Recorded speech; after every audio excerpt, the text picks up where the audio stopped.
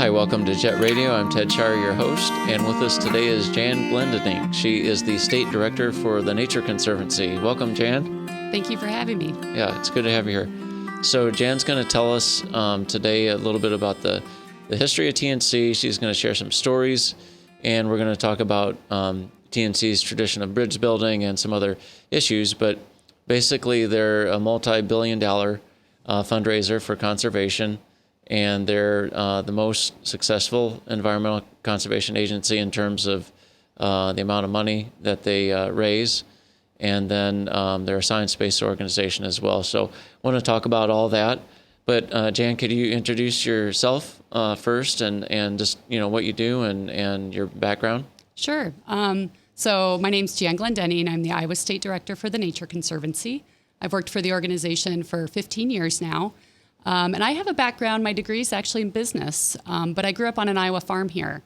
So it's a corn and soybean farm, and my dad and uncle and brother still farm. So I grew up with a good appreciation of the land. And when I was in college, I decided I wanted to use my business degree to work for a nonprofit and work for the public service. And so I found the Nature Conservancy. Had a little bit of an interest in conservation, but I wouldn't say a passion. But as soon as I became to know the Nature Conservancy and our mission and the way we work, I fell in love with the organization. So I'm a hardcore conservationist now. Yeah. What are some of your favorite things about TNC? I love how pragmatic we are and non-confrontational, and how we look for approaches for solutions that are affecting Iowans every day and people around the world. I love the intrinsic value of nature, too, and how passionate our staff are, how much they really care about conservation and people in the communities and what we can do. Mm-hmm. Tell us a little bit about your staff. Yeah, we have about 25 staff in Iowa, spread out across the state. They do everything from land stewardship, managing land, doing prescribed fires. We have a bison herd that our staff help manage. We have people in local communities who work with local community leaders on protection, on restoration, on finding water quality solutions. We work with local landowners very directly, providing them technical support. And so forth. And then we have a lot of scientists on staff. That's the foundation of the Nature Conservancy is science. So we have people who provide science expertise too. Yeah, and what's the diversity of the science backgrounds in terms of fields? Yeah, that's a great question. Ecology, obviously, aquatics, entomology, and so forth. Across the Conservancy, we're getting more expertise in social sciences because we're finding that's a big component to really achieving sustainability of this planet. Yeah, absolutely. Yeah, I mean, we kind of approach it from that direction with diet and wellness and all that. So, yeah. Do you work with Iowa State? Iowa State has quite a bit of, extension and all they do.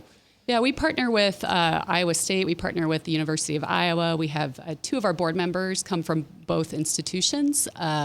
Lisa Schulte-Moore from Iowa State, and Dr. Larry Weber, who runs the Iowa Flood Center, is also on our board. We have a strong history of partnering there, and with I would say every governmental agency from the federal level down to the local level we partner with, and then we partner with non-NGOs. Yeah, no, that's great. And tell us about the history of TNC. Yeah, well, TNC was founded about 65 years ago in upstate New York, when a group of scientists, they were ecologists at the time, came together to protect a piece of land that was going up for sale for development. And they decided that they would just raise private money and go ahead and buy the land themselves. That was the best way to protect it. And so that was our founding. From that, quickly, several chapters formed across the United States, and all with that main purpose of how do we protect land and protect these rare species. And actually, our mission at the time even used the word museum in it. How do we protect these rare species so there's something left, 20, 30, 40 years, 50 years ago, or from now? So that was our founding. Now, our work has evolved tremendously over the last 65 years, and we still do a lot of significant land protection. We've protected over 120 million acres now around the world, and over 5,000 river miles and streams. So that is still a big part of what we're doing. But we are also recognizing that in order to really ensure that land is protected and that nature can thrive, we need to better address the systemic problems that our society is facing and that people are facing. So we protect and do conservation for both land and people. Yeah. So is that going to be more of a change in how TNC works its budget and how it divides its staff and all that stuff in terms of, hey, since we want to get to the root cause, we're going to do a little bit less of the land protection and more of the root cause stuff? Yeah, well, we've been finding so far it's not necessarily a change in budget, but there is budget growth, and it's happening as we're engaging in more direct issues like water quality issues. We are working within the supply chains of agriculture. So we recently hired a director of ag for the Iowa program, those sorts of things. So that land work is still continuing, but we're finding other people are interested in funding other conservation issues with the Conservancy. Yeah. So if it turned out that there was greater impact by focusing on those root causes, would TNC proportionally shift their resources towards that, or? It would depend. So we already, when we do land protection and so forth and do that, we already, over time that has evolved from protecting lots of places scattered throughout to really focusing to the best places left to get large landscapes conserved. Because we recognize, for example, while important locally, a 50-acre prairie surrounded by cornfields isn't as viable as protecting 100,000 acres of prairie within a 300,000 or 400,000 acre complex, if that makes sense. Yeah. So we already try to really target where we are focusing our land protection to key areas where we think you can have more of a natural system there, where flooding and fire can occur and animal migration can occur as well. Yeah. So we've already done some real targeting on where we're doing land protection, and we let science drive that. Not only Nature Conservancy scientists have driven that process, but that's where we bring in outside experts from local regions and help us do that. Yeah. The Amazon is, of course, a huge interest, and that makes sense. If we lose the Amazon, then all kinds of problems are going to. And we've done some interesting work. I'm not an expert on our work down in the Amazon, but some of the interesting shifts we've made is we continue to do a lot of protection down there. But we've also worked with Cargill, for instance, has put a soy moratorium on. They will no longer source soybeans from recently or newly deforested areas in the Amazon. So that's a good example of how we're still working on land protection and making sure that biodiversity is there, but we're also trying to transform some of our policies and practices at the government and the corporate level to impact conservation. Yeah. So the Amazon's an interesting example because I know the TNC's done, I've read about their work in terms of, again, doing the networking thing and getting involved with business, the locals, and using a combination of different people to protect the land. Because if the price of beef goes up, then it doesn't really matter whether the land's protected or not. It'll get exploited.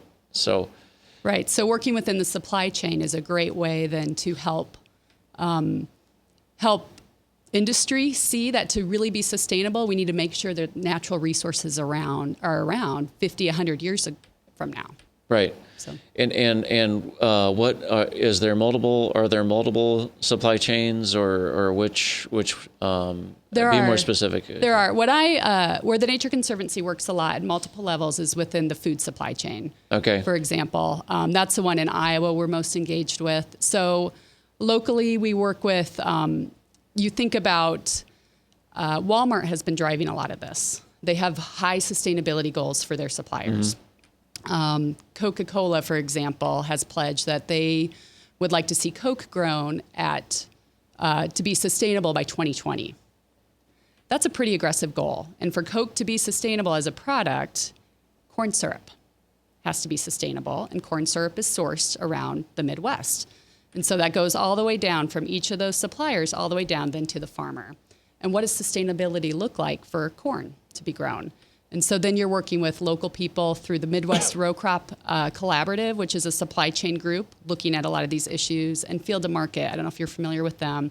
That's another supply chain group that encompasses everybody from a DuPont Pioneer. The Nature Conservancy is part of that, to Walmart's part of it as well, General Mills and so forth. And they're getting together and trying to figure out what does sustainability really mean in these areas, and then how do we help entice farmers or help farmers get the education they need and the resources and tools for them to be more sustainable. Yeah, no, that's great. So farming is huge because, you know, we've got the best soil in the world here, or at least one of the best.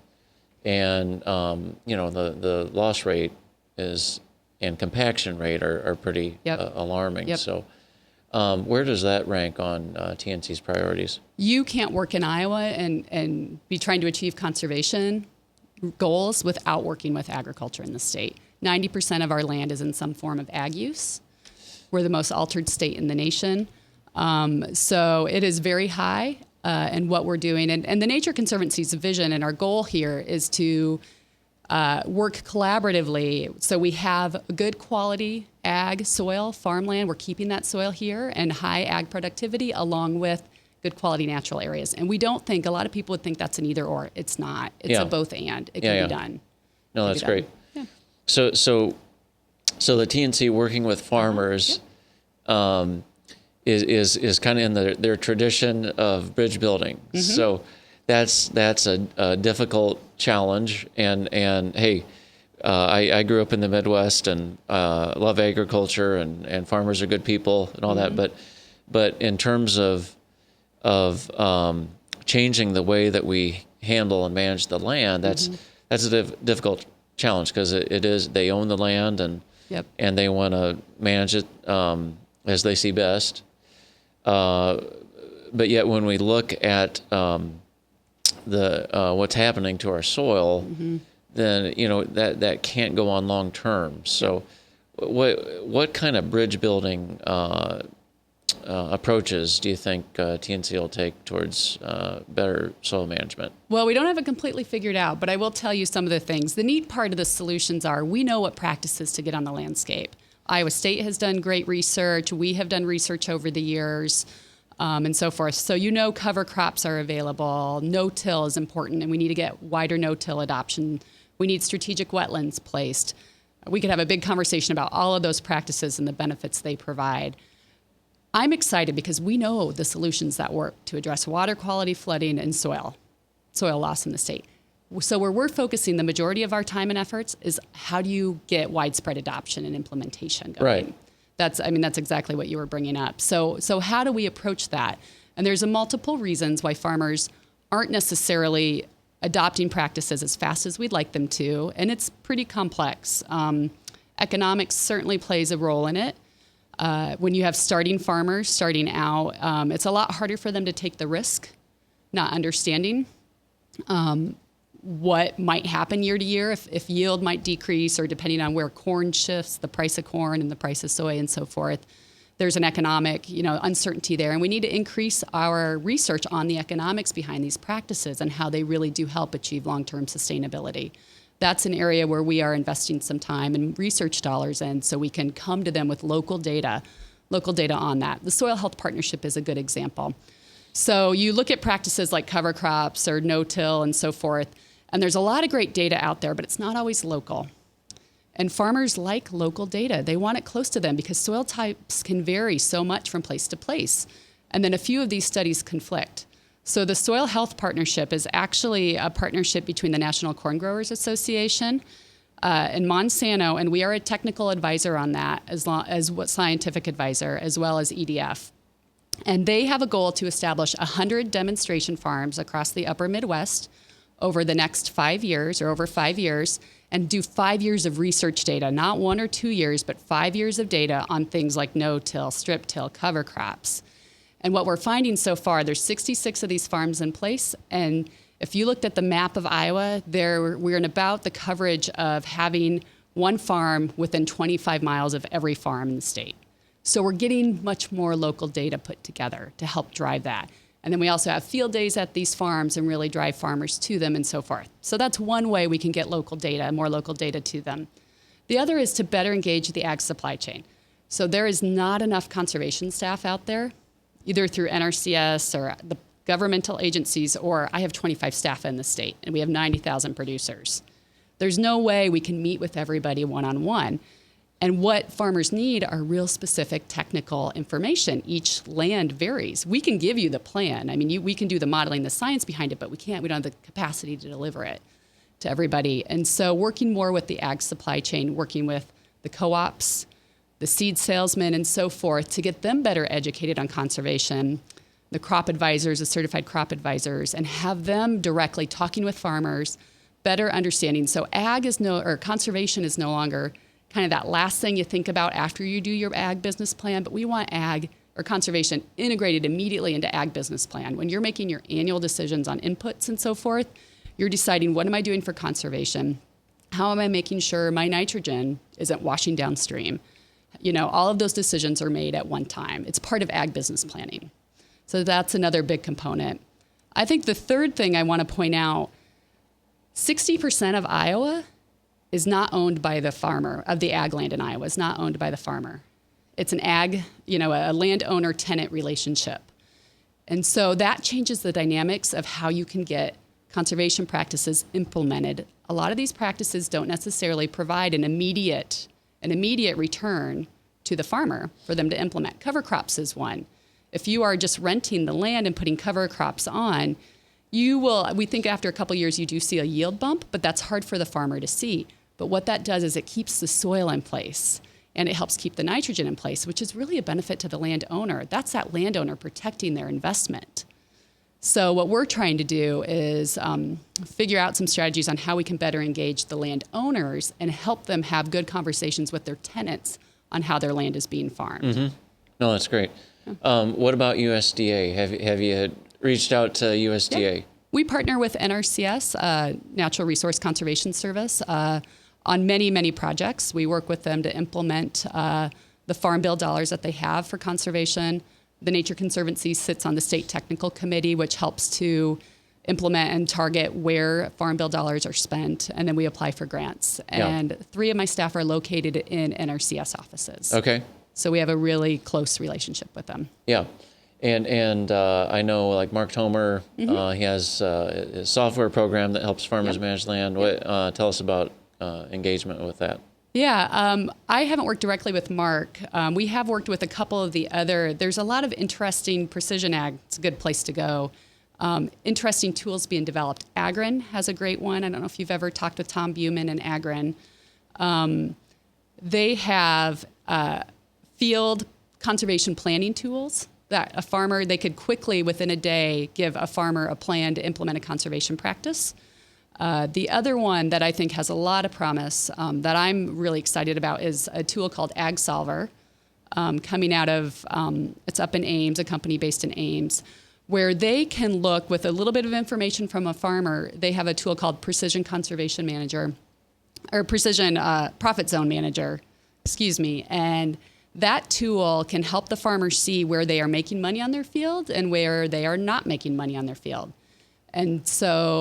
And every field, from their estimates, between 3 to 15% of every single farm field is unprofitable and is very unlikely to make that field, part of the field, make a profit. So what they're trying to do is look at how do you change the conversation to return on investment for the farmer on the inputs they're providing. And can you take some of those places that are unprofitable and put them into CRP? Can we get them into more perennial vegetation, which would have a significant impact? The farmer makes more money, the soil stays on the landscape, you get more conservation benefits, wildlife habitat, water quality, flood storage. It's a win-win. Is that the most impactful local data? Kind of a real-time analysis of, Farmers need local data, and we've had the most success when we can go to them directly and do a little bit of monitoring with them. So many farmers have said, I'm doing what I should be doing. I have buffer strips in and so forth. Well, then we go and work with them, and we do a real-time nitrogen test, just a strip test out of their tile, and they see how much nitrogen they're losing. So we think that there's a lot of power in data and helping farmers learn to get accurate water quality data, what's coming off of their farm, and then they immediately implement multiple practices because they don't want to lose nitrogen either. Sure. So, and in terms of water quality, do they see the result of, kind of before and after? Hey, here's what it looks like before the buffer strip, and here. Yep. Okay. Yeah, Tim Smith is a great farmer we've worked with for a number of years up in the Boone, and he has tracked his data. And he has gone from, he's put in cover crops, he has a bioreactor in place now, he has prairie strips on his farm, and he has before and afters of his water quality data, and also compares it to the stream data as well. And you can see directly improvements. Yeah. Yeah. No, that's great. Hey, we're coming up to our first break here. So again, we have Jan Glendening from the. Did I pronounce that right? You did. Okay. From she's the director of the Iowa branch of the Nature Conservancy. So when we come back, we'll continue our conversation. Thanks for joining us today. So no, that's.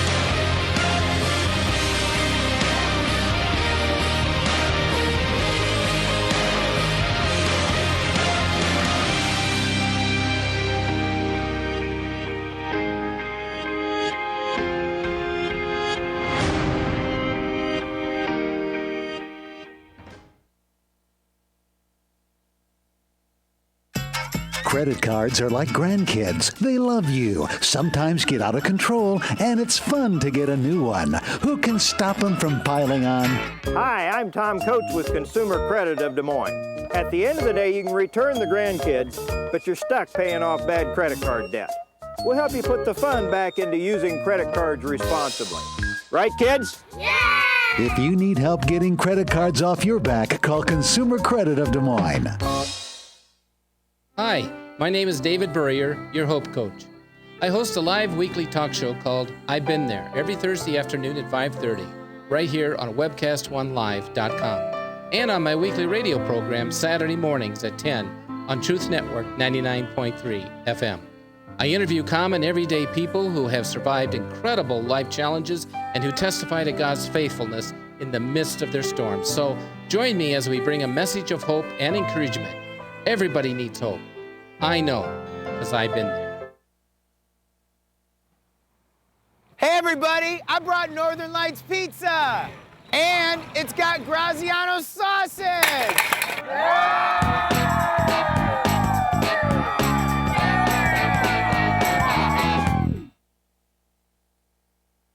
Rock and Prevention is celebrating 25 years of creating a caring community. We want to say thank you to the tens of thousands of Rock High School mentors that have carried our message of health, love, and encouragement to over 1.5 million children, teachers, and parents. Our mentors teach children methods and skills to prevent bullying and drug use. Thank you to all the school administrators, teachers, and counselors for the opportunity to serve you. Rock on, fair citizens, rock on!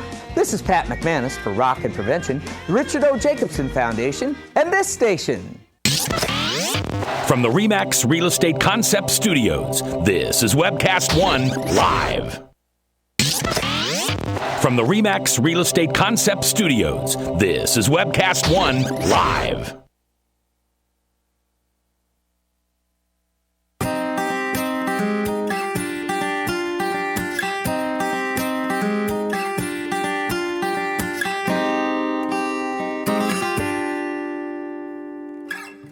Jan Glendening is with us today. She is the director of the Iowa branch of the Nature Conservancy. So, Jan, welcome back.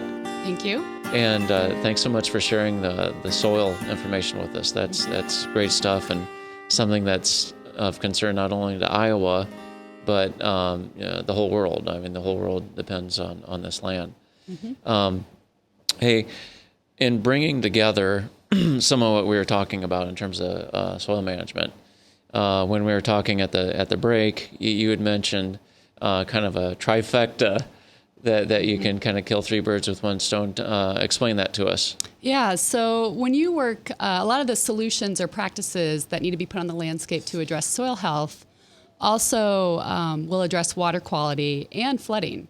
For example, cover crops, when on the landscape, that soil will hold 2.5 times the amount of moisture in it as bare soil will.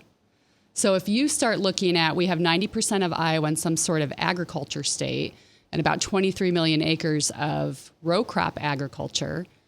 If you can take that all to a cover crop system or a no-till system combined with that, and we can hold 2.5 times the amount of water just in the soil. That doesn't mean it's flooding the soil or anything, but 2.5 times the amount of moisture in the soil.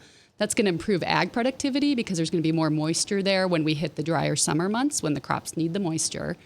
And it helps keep the water from rushing downstream immediately into our urban communities. So that's one good example. Oxbow restorations, which are wetland restorations that we do along some of the small streams.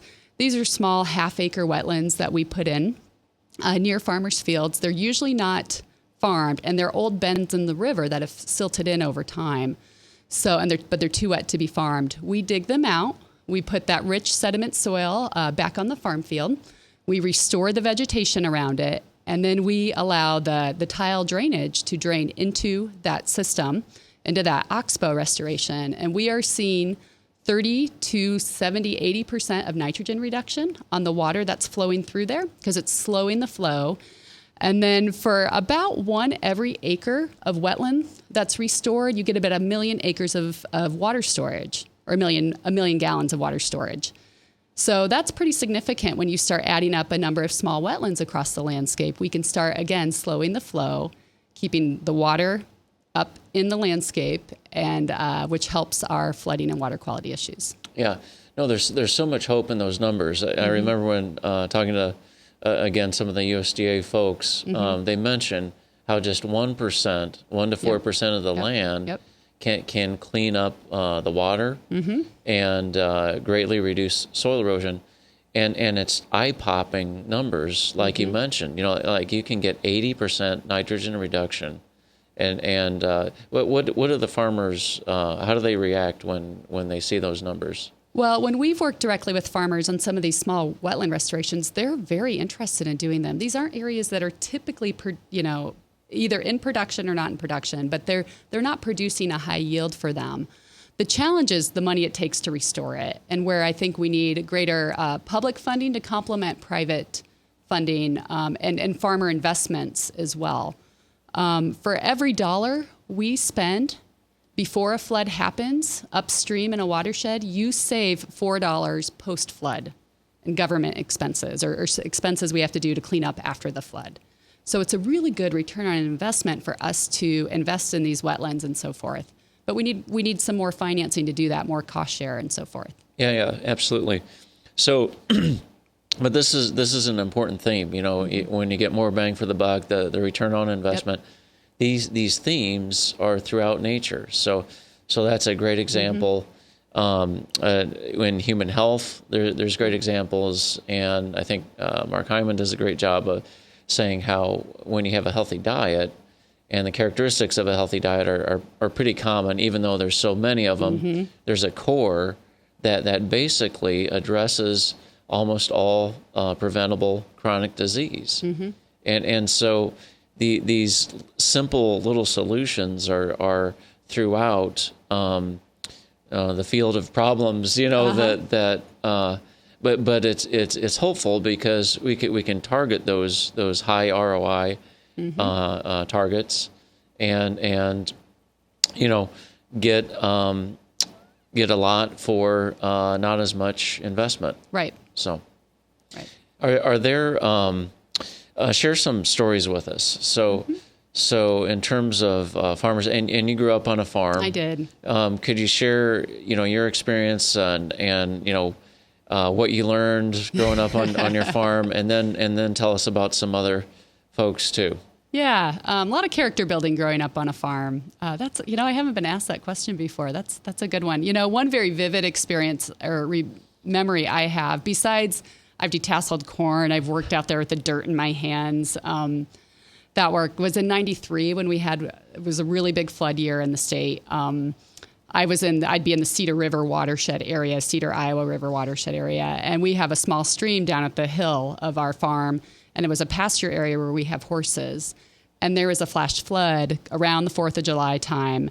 And I remember seeing, and our horses all of a sudden were stranded. And this is an area that's never flooded. And you could just see the water pouring out of the landscape of the hillside where the crops were and just rushing downstream. And I just have this really vivid memory of my dad running as fast as he could in there to try to get the horses and get them out before they would be swept away by the floodwaters. That's pretty dramatic, but it's always stuck with me. And growing up on a farm just gives you a sense of how important I think our natural areas are, how important our land is. Farmers are the ultimate stewards. It's more about how do we work with them and help educate them and get them to see that there's a lot more, we could be doing a lot more science we could be bringing into farming. On the conservation side, that's going to lead to better long-term sustainability. And farmers are thinking about sustainability. I know my dad has said, you got to make sure you take care of this farm. If you take care of it and take care of the soil, it will always take care for you and provide for you and the family. So they have that mindset. It's just more of how do we get that information out there. That's a personal story.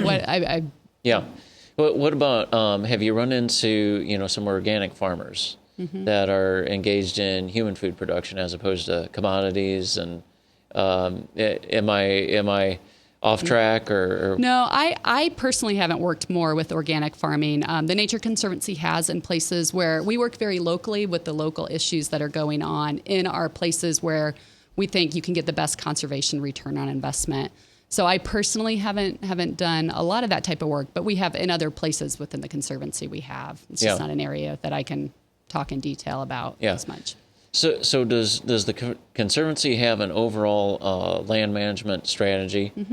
Tell us about that. Yeah, we have we have multiple ones. We have a North America agriculture strategy that was recently put together, and that is formed around nutrient issues and how we can work across the United States on nutrient issues. That's really important here in Iowa and when you think about the Mississippi River Basin.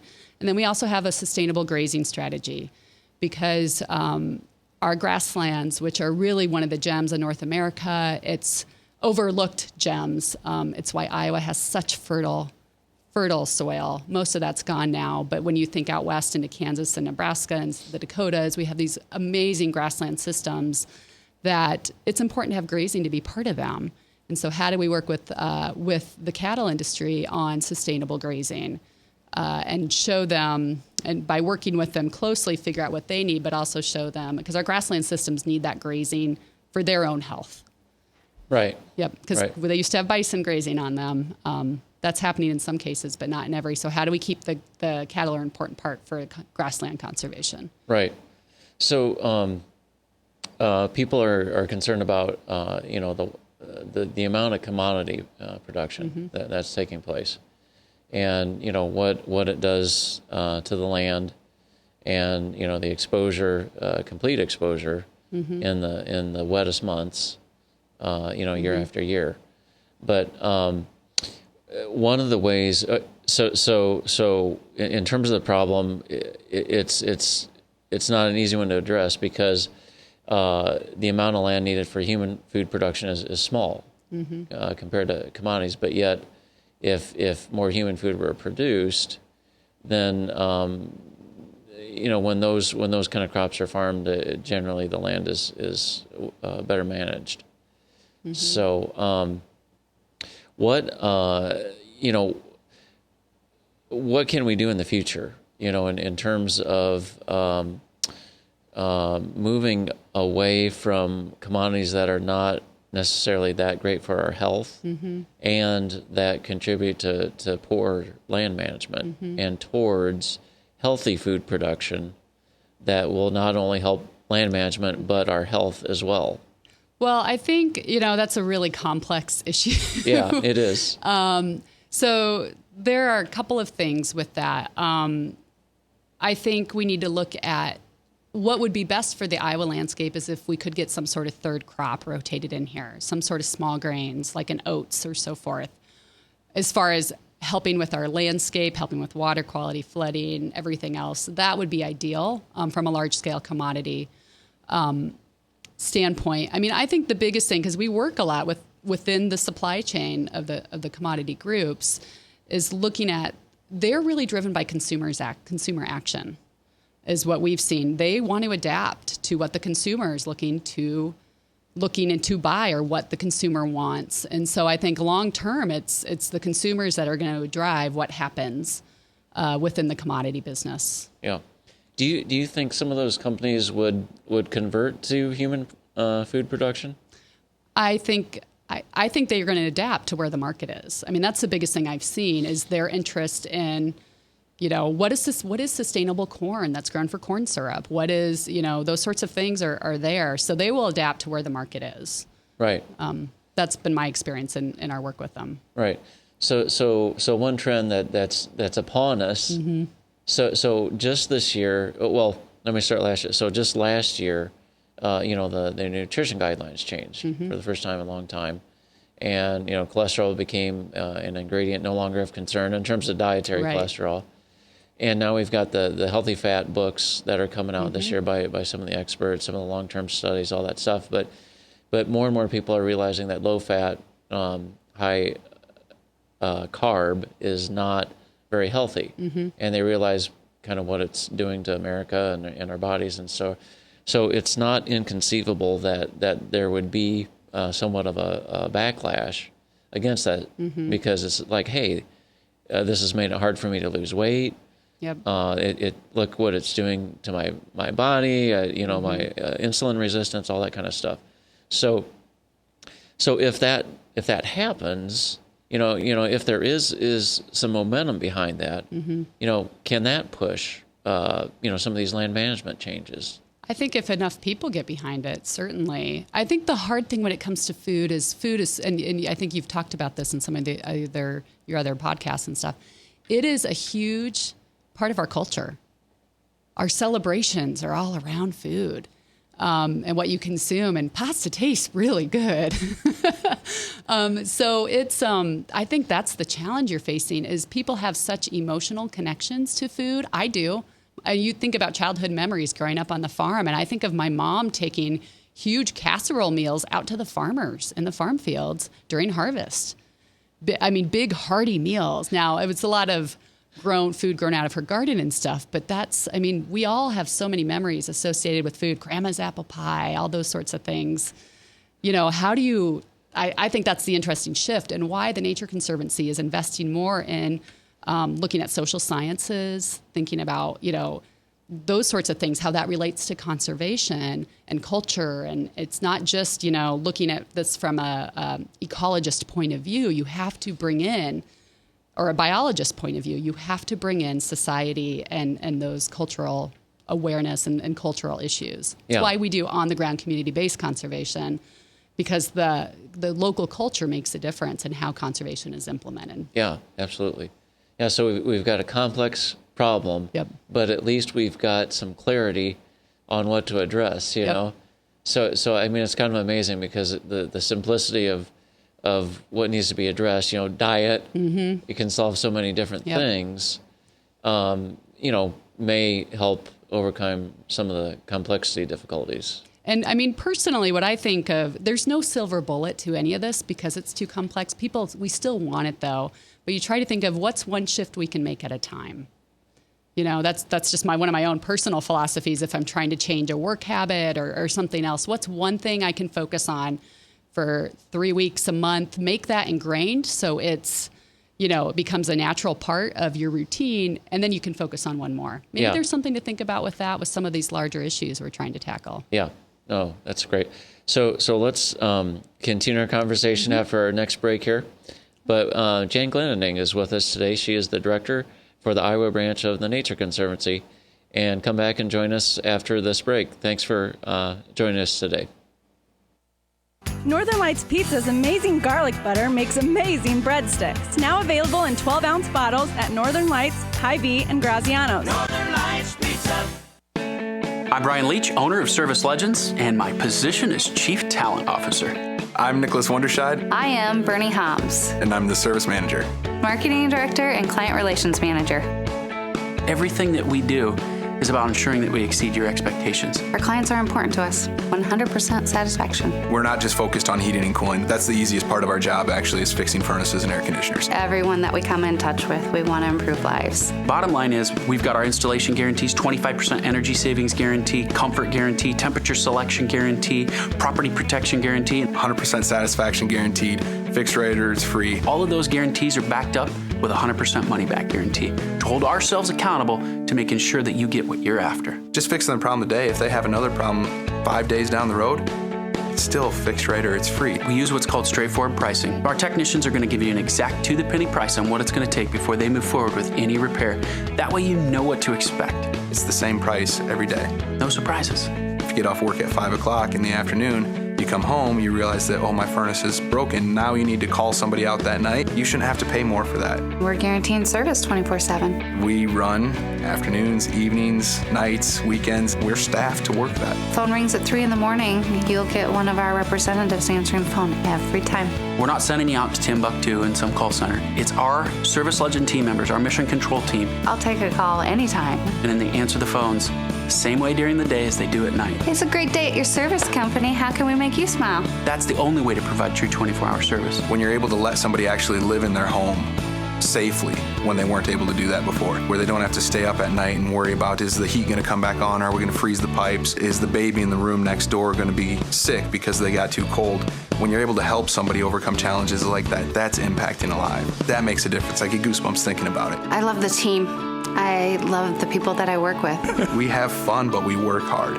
I call them my ambassadors of legendary service. If you could just envision what that is, that's who we're sending to your home. They literally will call in, pick up the phone and call and say, hey, I want to talk to your manager. And I get on the phone, they're like, that technician that was at my house was the greatest technician ever.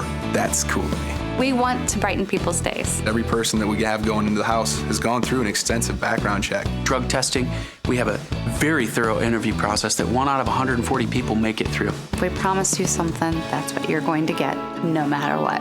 We're here when you need us to protect the safety and comfort of your family. If you're not happy, we're gonna make it right. If we're willing to put 100% money back guarantee on what we do, what type of work do you think we do?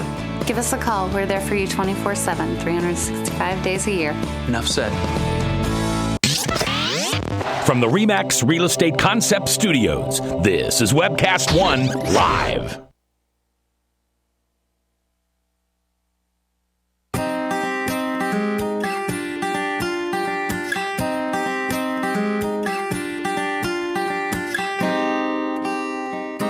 Ted Shire, your host, and Jan Glendening is with us today. She is the director of the Iowa branch of the Nature Conservancy. Jan, welcome back. Thank you. Hey, thanks for sharing with us today. I think you've given our audience some good direction in terms of some high return on investment differences that people can make. Mm-hmm. And, when we're talking at break, we were discussing how diet can actually impact land management and health and actually result in reduced costs in both of those areas. But since it is so hard to change complex issues, one of the things, and changing diet is a complex issue because like you said, we've got those cultural influences. We all love sugar. I was a sugar addict myself, and actually still struggle with that. But when we change our diet, kind of get sick and tired of being sick and tired, and actually want that new diet, which can result from a number of different impetuses. Whether it's, hey, I've tried for years to lose weight, and it's just I just keep regaining it. And then people realize that a healthy fat diet can take away that burden. Yep. There's some real potential here for changes in complex issues like our diet, even in spite of the food environment, and in spite of our cultural influences, things like that. So it'll be interesting to see what happens, in the coming decades, and see what develops. Because if people do change their diet to a healthy diet, there will be change in our land management for the better, and in our health and in reduced health costs, things like that. Do you have more feedback? No, I was just thinking, along with that, the X factor, besides us changing our diets, is climate change and all of this, because that could be driving some of the landscape changes that happen. We might not be able to grow crops where we're used to growing crops, or pathogens could be coming out of nowhere that all of a sudden the commodity production affects. So that's why as you were talking about all that and how complex the system is, that was entering my mind as well. Yeah. So like in terms of long-term soil management strategies, now if worse came to worse, so we have a finite amount of soil, right? And we've lost over half, and some of that's compaction. Yep. But clearly, with a finite planet and losing that much in 150 years, we at some point it will become an issue in terms of restricting further soil loss.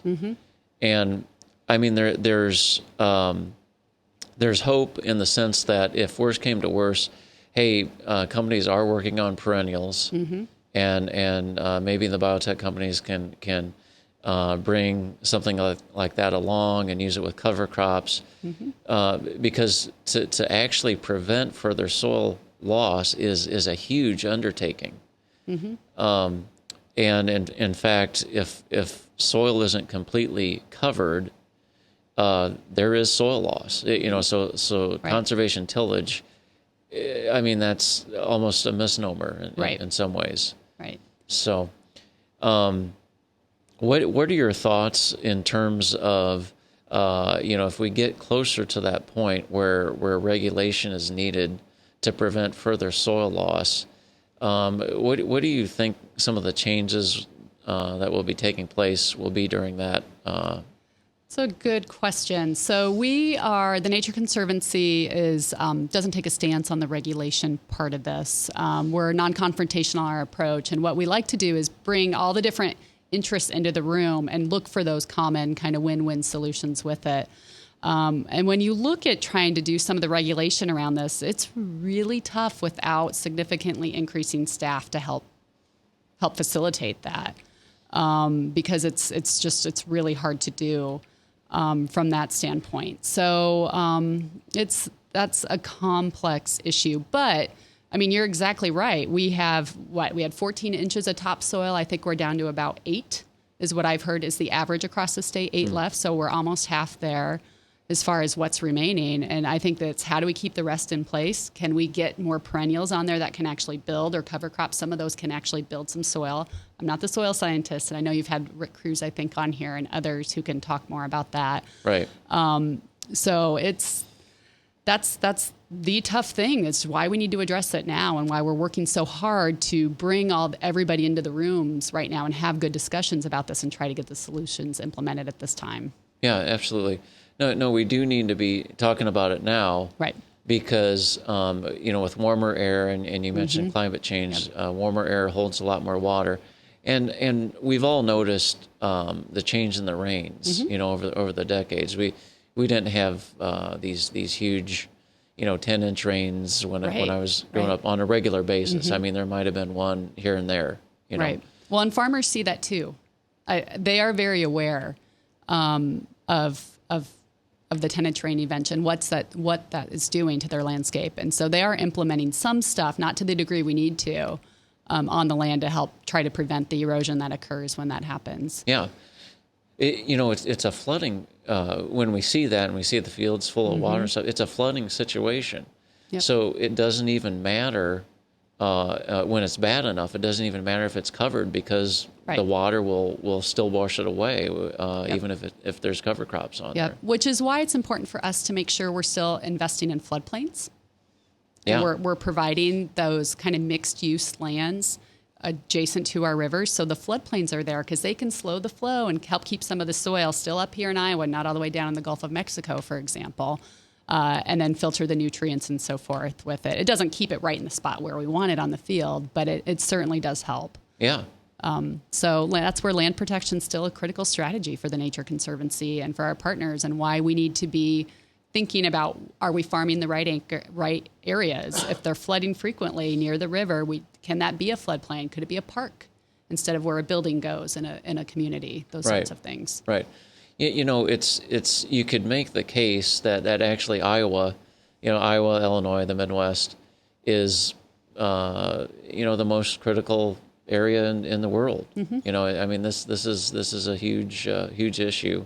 I agree with that completely, because I think if we can solve some of these issues here and get us on a path to sustainability, you can do it anywhere. Yeah. We're the most altered state in the nation as far as landform and land use.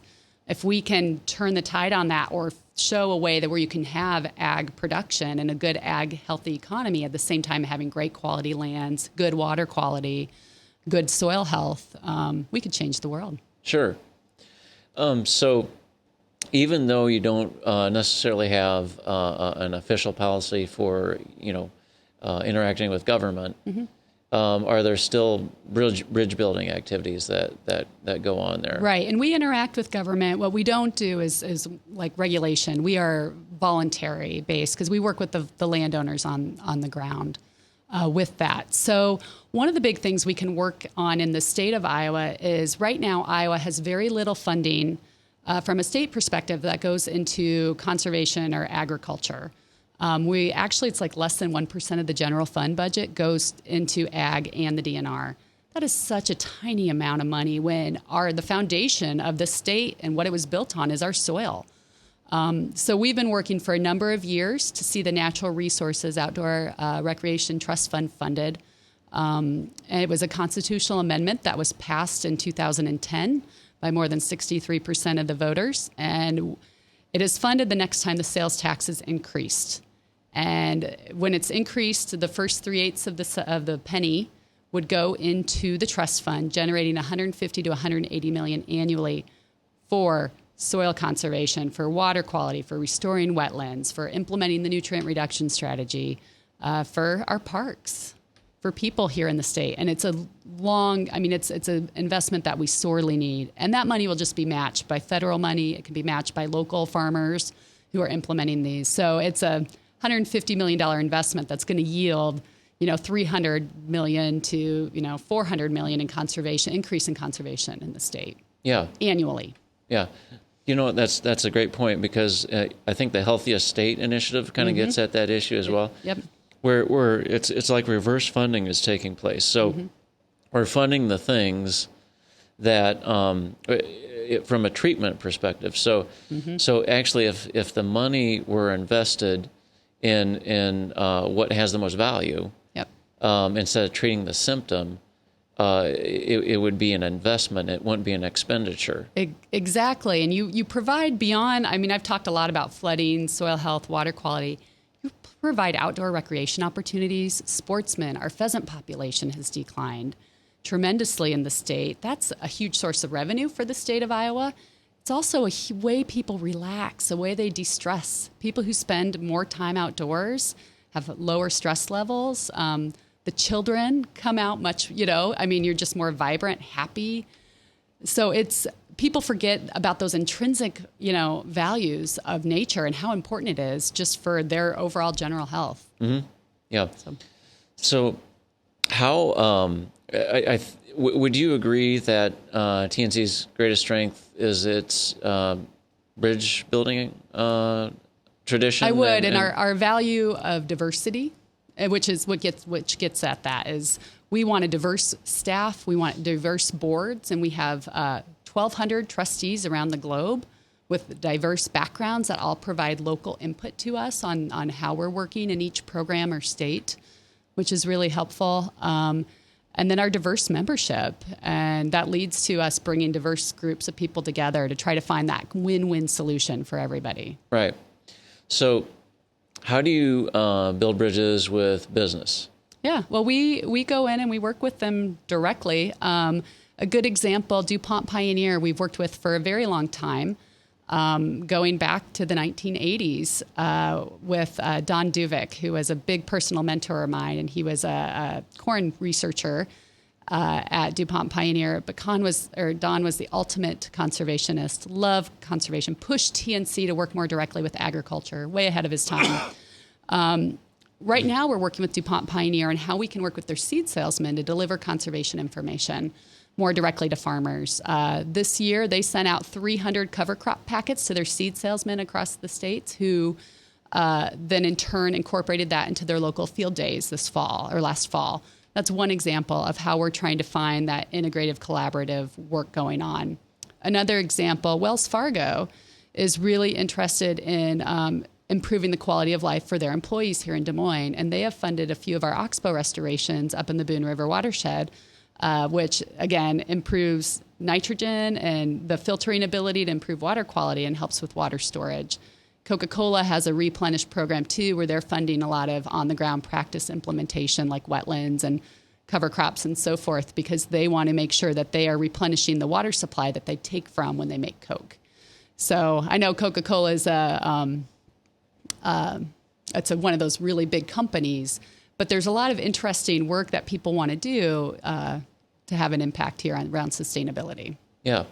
And what about building bridges with community leaders? Yeah, so we have worked closely with the city of Cedar Rapids as a great example. We worked closely with them as they were looking at their water quality issues and some of their flooding issues, and have a partnership. We're part of their partnership grant with the USDA on putting upstream practices in place of Cedar Rapids to help improve water quality. So they are implementing this grant with our help and the help of many other partners like the Iowa Soybean Association and others to put in oxbows and wetlands and so forth, to get that technical assistance and a little bit of money to farmers to implement that to help improve Cedar Rapids water quality. So that's one example. We've also worked with the Greater Des Moines Partnership. We were part of their Iowa's Water Future Task Force that looked at what are the solutions that we can be getting together and talking about. What does everybody need? What do we want? And how do we help address Des Moines' water quality issues here? And it was interesting because all the solutions being floated all talked about how do we get upstream and partner with farmers, and how that's going to help impact and make Des Moines a better place in doing so. Yeah.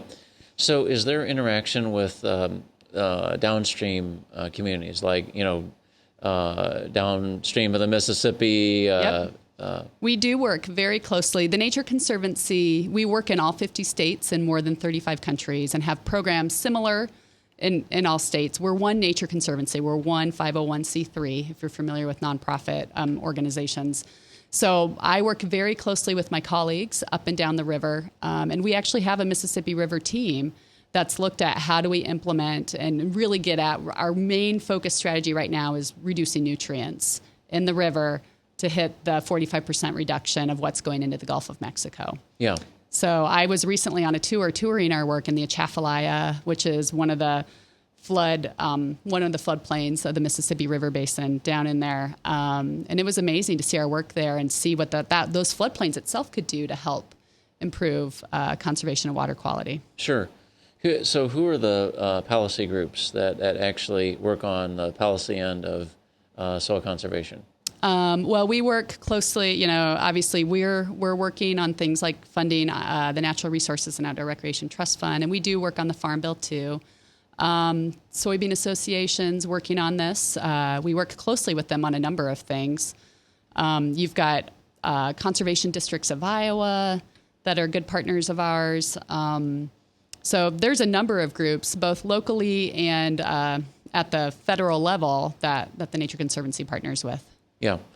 And is there a particular process that you use for bridge building? Oh, that's interesting. We have an overall conservation strategy called Conservation by Design that we use internally when we look at that strategy. And we actually put it out externally to all of our partners too. And it's really about finding that common ground. What are the issues we are trying to tackle from a conservation side, and what are the people challenges within that? So where are society's issues and what are nature's issues? Where do they overlap? And then how do you get people in the room that are trying to tackle those issues? Find out what are the best solutions and strategies for that. implement them, and then it's adaptive management. So then we always go through then and work together. And we have a series of meetings. We bring in facilitators if need be, or sometimes our staff facilitate depending on the situation. Yeah. No, that's great. So, hey, thanks so much for joining us today. Really appreciate your input, your knowledge, and especially the bridge building information. yeah. So, Well, thank you very much. I really appreciate the opportunity. yeah, I hope you come back and join us again sometime. Sounds great. All right. Thank you. So thanks for joining us today. Jan Glendening has been with us. She is the director of the Iowa branch of the Nature Conservancy. And join us next time on JETT Radio as we continue our conversation on sustainability.